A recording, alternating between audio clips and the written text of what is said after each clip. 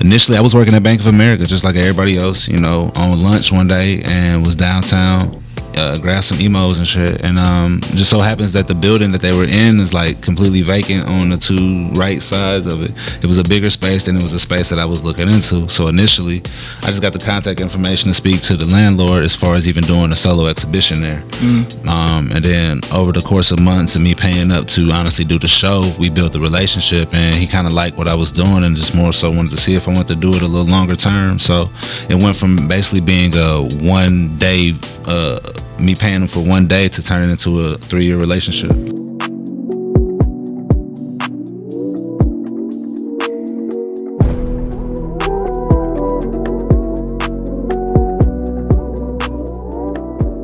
Hey guys, I'm Myra. And this is Desi Dave. And it's your boy Dave.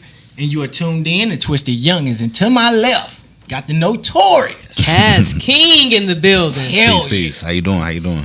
Oh man, listen here. First and foremost, let's get it out the way. You are a artist, correct? Yes, sir. What sort of artist? Because a lot of people hear you, they be like, "Oh, well, he just paints or he spray paint and shit like that." Let them know what type of details you getting into. I mean, when you look at it, man, art within itself is life. You know what I'm saying? Correct. So it's really however you express yourself. So True. it be about however you decide to dress, whatever you decide to listen to. I mean, however you allowing life to influence you is art.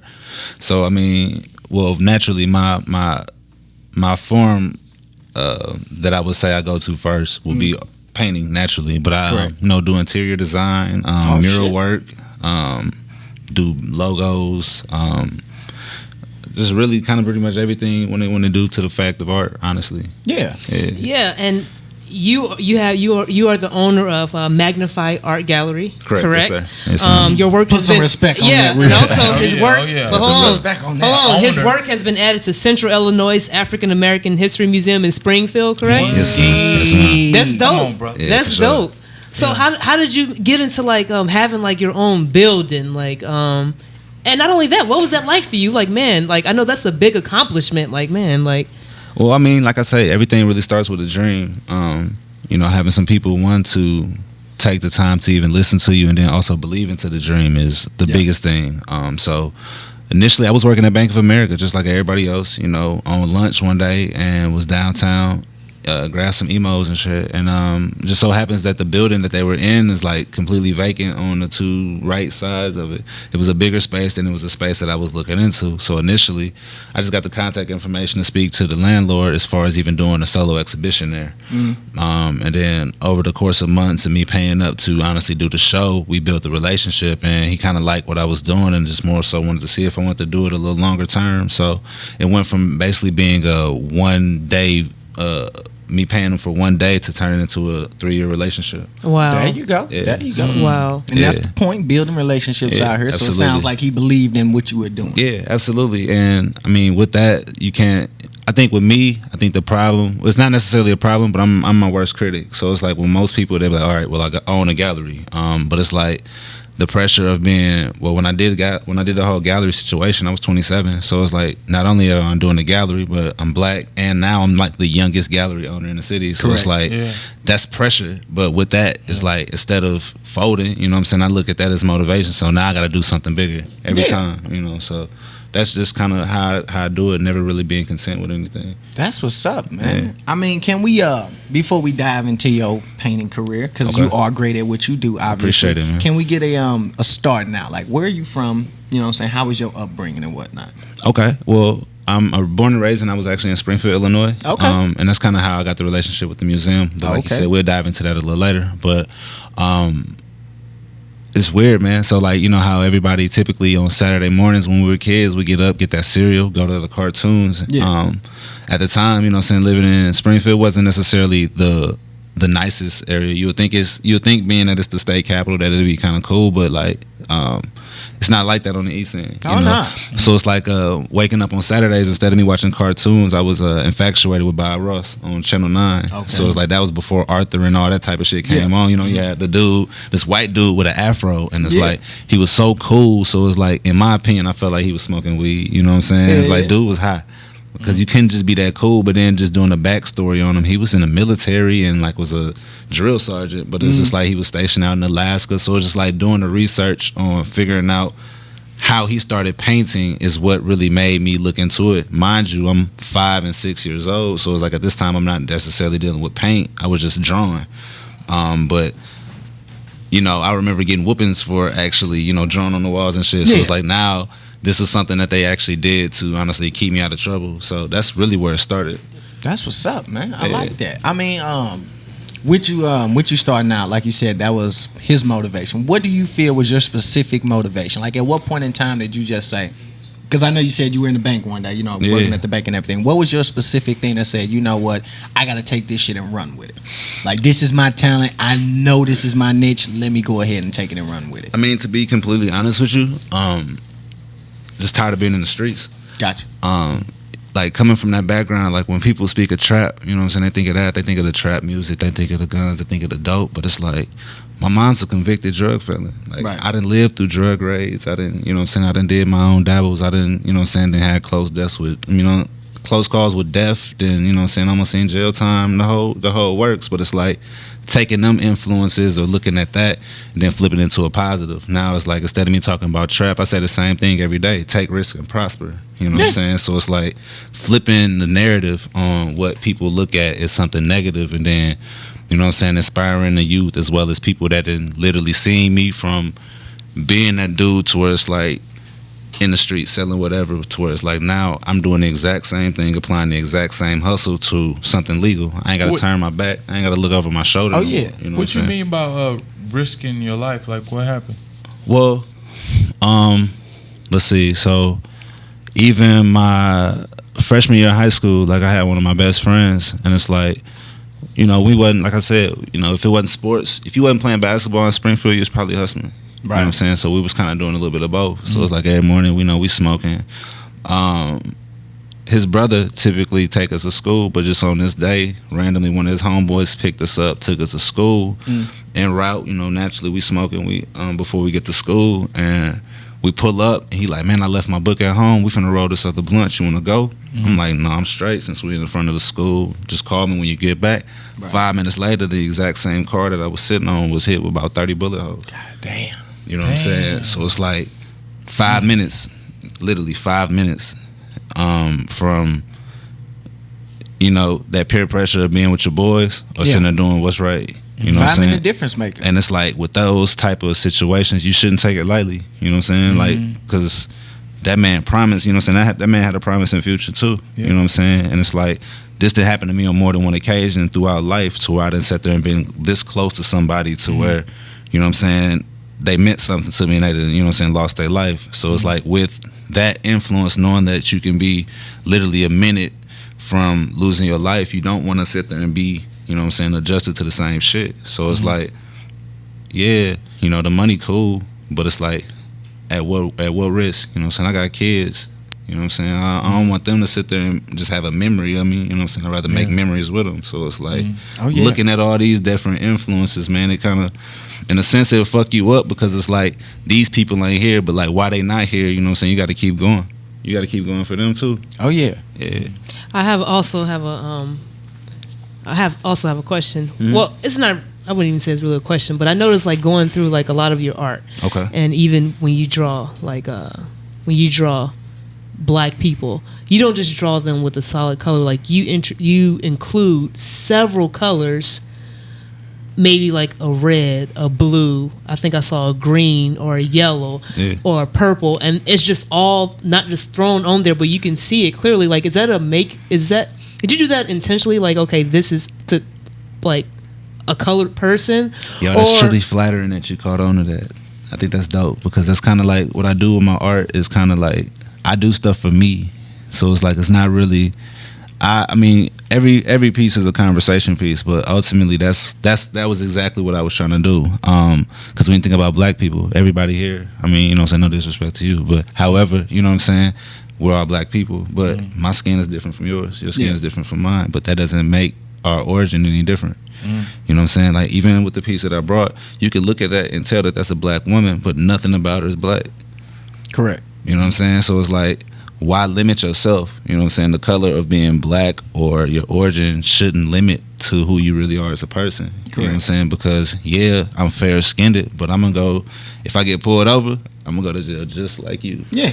You know what I'm saying? But in the same token, I want to be able to walk somewhere in a suit and tie and be able to be having the same respect as everybody else. So it's like, if we eliminate the barrier of black and white and just blend it all in with color, you know what I'm saying? What's the difference?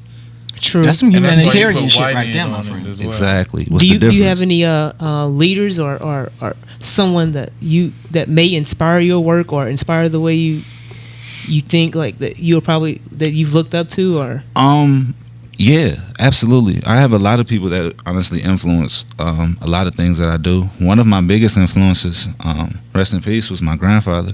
Because I remember as a kid, like, well, I can honestly say this. Now, whether it was legal or illegal, everybody in my family at some point in time has owned a business. So even back home in Springfield, my family was honestly they had the first recycling company in Springfield, Illinois. God damn, turn the fuck And up they for been, that shit. yeah, you know what I'm saying? They had that. They were running that, owning and operating it for about 30 years. So it's like, at one point in time, like myself, my mom was in the streets so much. I lived with my grandpa and my grandmother a lot, you know what I'm saying? So watching him wake up every day around 4:30, 5:30 and going to get his work boots, and you know what I'm saying? Like, at one point in time, they didn't have insulation. So these motherfuckers was out there tying like trash bags around their feet with tape just so their feet wouldn't be cold while they running their routes. You know what I'm saying? So it's like that. My mom's a licensed massage therapist. At one point in time, my grandmother owned a construction company in Ohio. My aunt has owned so many different companies. She has a house in Atlanta and Phoenix, Arizona right now, you know what I'm saying, just doing different business, you know what I'm saying? So it's like, it's literally in me to do my own thing. So it's like, no disrespect to anybody else who's like okay with just being okay with what they give you for 80 hours. But in the same token, with that same energy that you're spending with that 80 hours, I've probably tripled that in a 4-hour time span before. That's because you got the You're investing experience, in right? yeah. You know, Yeah, your family members are business owners, so therefore you got that mindset. A lot of people don't even have that mindset. Because And that's why it's like, it's important to kind of even, one, surround yourself with some people that are just as hungry as you, but as well as being transparent to speak with anybody. You know what I'm saying? Whether it's, you know, like right now, I got shit, like probably the biggest drug dealers ever. I got them on speed dial, but I also can call the mayor of East St. Louis. You know what I'm saying? So it's like being able to sit there and politic with the politicians and then go have a drink with the winos. You know what I'm saying? You got to be transparent in this world because, you know, that eliminates that stereotypical thing that stops you. You know what I'm saying? Coming through the door. You know, like, I've literally been in the mayor's office high as fuck, and she knew I was high. But we're not here to talk about that. We're here to talk about art and how we can sit there and bridge the gap between these young people and what you're doing and how, you know what I'm saying, what I'm doing work. Correct. You know what I'm saying? So it's like, and then on top of that, I mean, the shit's finna be legal everywhere. So it's like, you know, you got to get over that stigma. Facts. You know what I'm saying? So it's like, you know, bridging that gap, understanding that some people are different, but if we, you know, the thing is, man, I think really common sense is no longer common. No, so it's like, you got to really lay things out there like kind of clear as day for people. Some people are audio, some people are visual. So if you give them both, you know what I'm saying? And that's what I kind of try to do with my artwork. You know what I'm saying? Just bridging that gap. Definitely. I got a question. Because I look at your art, and like I said, I asked you about the Notorious Bob painting. That was a night. That was obviously it was an original painting that you took and you made and you threw your spin on it. Right. Which pretty much was like you said, the one with like all the African American paintings where you add so many different colors and stuff like that. Yeah. I want to let the viewers know that you weren't just doing that to your black paint. You did one with a Notorious Bob painting too. Yeah, absolutely. And my thing is, I got a question about. What made you or what motivated you to go into the Colored Folk series? You know, because I really think, you know, there's a lot of influential shit that comes from black people that it's not really, you know what I'm saying, spoke upon or really given light to. Like, people will glorify Elvis, but the same thing that they were glorifying for Elvis, they were kicking James Brown off the stage for.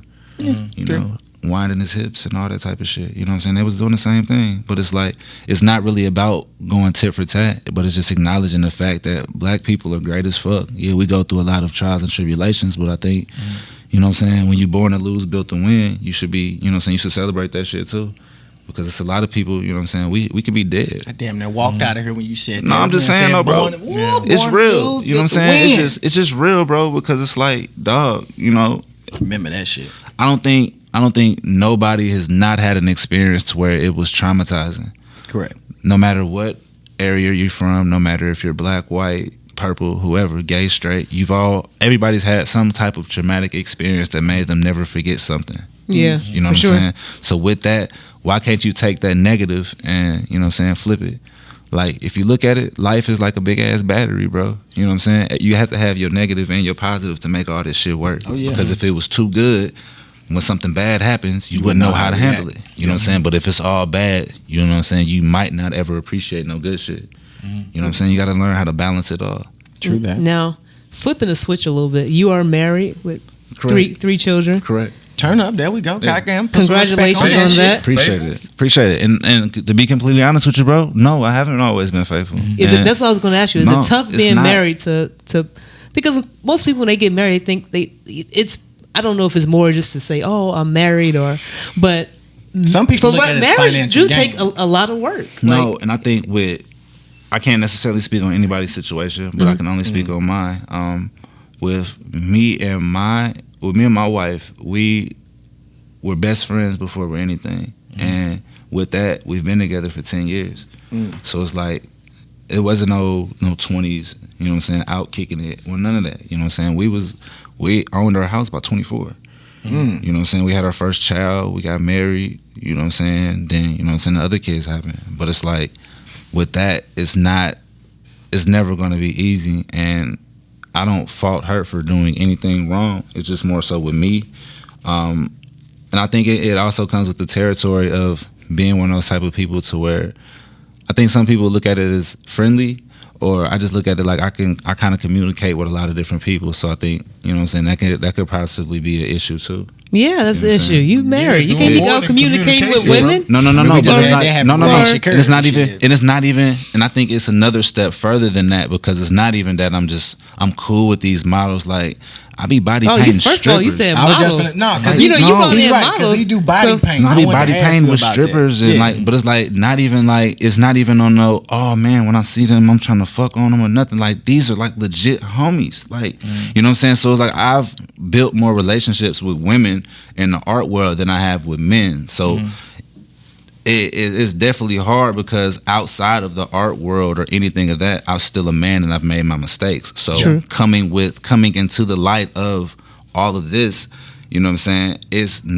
never been easy. We're always going to have our issues to where it's like, well, are you doing what you say you're doing, or you know what I'm saying? So it's like there's definitely been some trust built there, you know what I'm saying? So I can definitely, if anything, I commend her, because it could never be. I couldn't imagine being in that position. So you fell Yeah, for you paint temptation. No, yeah, for sure. You paint some girls some big fat booties, ain't you? Oh, I mean, like, dog, I'm not even gonna lie to you. You know what I'm saying? Not even gonna lie to you, man. And it's not even one of those. But how I look at it, I don't care how you look. You know what I'm saying? Because at that point, I'm so focused on your canvas. Yeah, that's what I'm saying. You paint it, so you seeing every crick and I'm talking cranny about of that thing.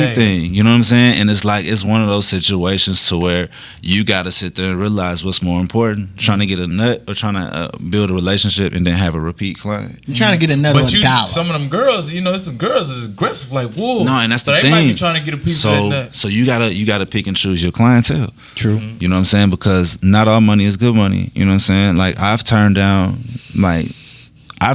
some deals, bro. You know what I'm saying? Like I've been like pretty close to even working with the likes of like Amazon and Nike, but it's just like even with such a short time frame to produce what it is that they were looking for or whatever the case may be, it's like sometimes no matter the name or who it is, it's just not, you know what I'm saying, you gotta have some type of integrity.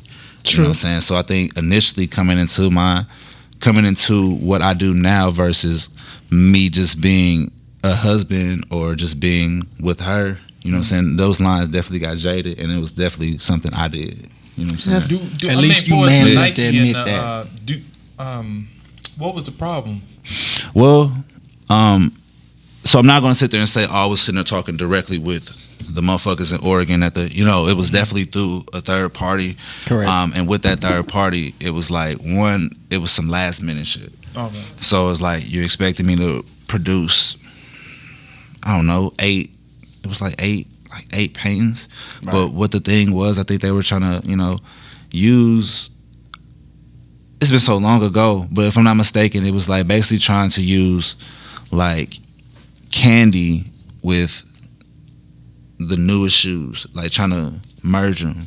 You know what I'm saying? So it's like, well, one of the concepts of one of the colorways, I looked at a Snicker, right? Okay. So you got that brown, you got the white, you got the red, you got different shit like that. So what's one of the hottest sneakers out that got that colorway? You know what I'm saying? You got the Travis Scott, them Air F1s. You know what I'm saying? Them Jordan ones. I got with you, the like crazy the, backwards Nike. So I'm gonna paint a fucking Snicker that look like a woman, but she got these shoes on.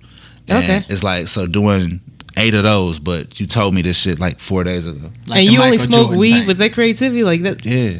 That's- Like, and it's weird, man, because it's like, even with that, that's what I'm saying. Like, with all this shit, it comes with, that's what I was saying, it's a balance. Because, you know, sometimes you can allow people in your world to where they do more than that. You know what I'm saying? Like, I ain't gonna sit there and be like, I ain't never dabbled with no pills or no shit like that, because that would be me lying. And I'm not one of them type of people to sit there and be hypocritical with anybody.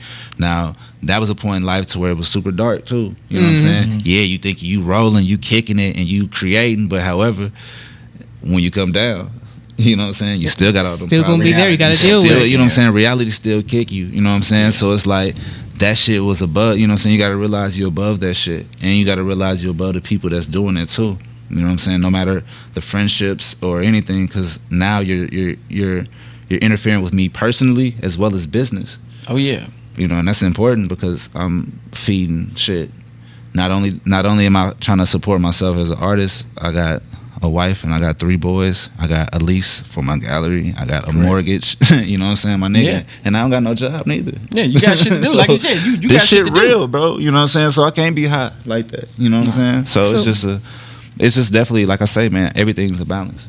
All right. Now, do you have anything that you like to plug yourself with? Any events or new work that you're going to put out, or anything that you're involved with that you want to art gallery, like or art anything show. going on that you like to let everybody know about before we get out of here? Most definitely. So I got a lot of things actually rolling right now. I'm actually, like, we literally just got the supplies and everything. So I'm about to start a 100-foot wall on the east side. Oh shit.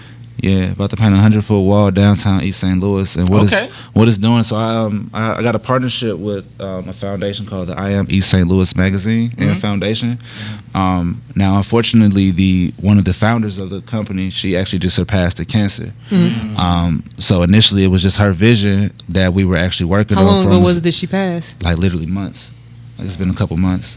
Shit. And we've been building this relationship for over a course of 3 years to honestly build this, you know, saying this mural, as well as along of multiple other murals that we're going to do around the city. Because if you think about it, only thing you think about with East St. Louis is, you know, guns, dope, Chinese food. You know what I'm saying? You don't really think of The shit. Rice House lit, man. Or the buildings being abandoned. You know what I'm Right. saying? But it's like, let's also talk about how nobody east side or west side are fucking with them kids in track, or the academic level of some of them children, or there's some really prolific I'm gonna say they poets, man, because there's some guys that rap, but it's like, man, they poets. They over there spitting their lives, you know what I'm saying, over beats and shit, but it's like they really living that shit. True. You know what I'm saying? They got homies that are dying, you know what I'm saying? Like, there's people dying over there, you know what I'm saying? And it's like, for me, they looking at me like I made it, but it's like, that's why I go so hard, because it's like, man, it's so many different people, you know what I'm saying, on the east side or wherever I'm at, in Illinois, Springfield, wherever, you know what I'm saying, that's looking at me like I done made it out. So like, Now, how much you charge? What's your going rate for painting? I mean, it really varies, man.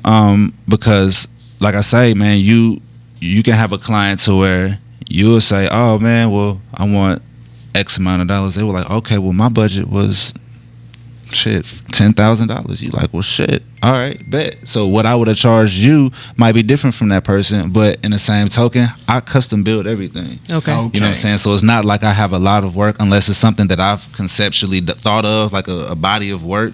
Most of my shit is custom order. So it's like, what you want to invest into your art, because it's an investment. Like right now, yeah, I might charge you $1,000 for however big a piece is, but in a couple years, from what I'm trying to do and where I'm gonna go, that shit gonna be worth something. So it's like, it's really about what you want to invest your money in. All right. You know what I'm saying? Man, Oh, yeah. we appreciate you coming out, No talking problem. to us. Hell yeah. No problem. Everyone, make sure you check them out. Follow them on social Let them know where they media. can find your art gallery at too. Oh yeah, man. So I'm actually 904 South 4th Street, Suite 103. So I'm actually in the same building as Emos as well as Visionary Square. That's actually a new clothing boutique. A couple friends of mine are actually opening All up right. as well. So Turn up, man. That's what's Yeah. up. All right. out. Thank Yes, guys sir. for tuning in.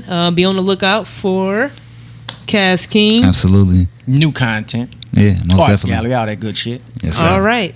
All right, Have peace. a good one. Before Instagram, we gram first of the month. Before the gates on our block, we in the front. Before I called you my friend, we shot the ones. Stretch smoke in my blunt.